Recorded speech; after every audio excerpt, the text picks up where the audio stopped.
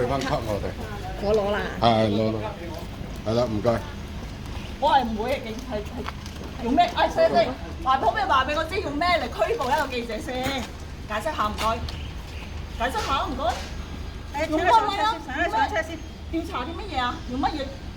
用乜嘢要拘捕一個記者？你去到警區咧，有同事同你解釋㗎啦。我唔需要，我而家就要解釋㗎。係唔該你。係，我嗱，你唔好再喐我啦，你唔好再喐我啦，我會受傷㗎 ，OK？係請你上車。唔係啊，解釋再俾理據啦，再俾理據點解我哋要拉一個記者？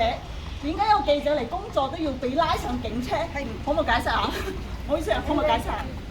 你再嗌你個同事嚟解釋，如果你解釋唔到，你想係啊，你翻到警區同你解釋好冇？邊個警區？點解唔係啊？警方我冇做錯嘢啊！記者嚟工作冇做錯嘢，我點解要去上警方？係，夠啦，好，幫手，唔該你幫手。嗌你個同事再嚟解釋。而家你強行要拉我，你強行係拉我警局喎，你強行。我哋要核實身份。我而家俾身份證你咯。我哋要翻去核實身份。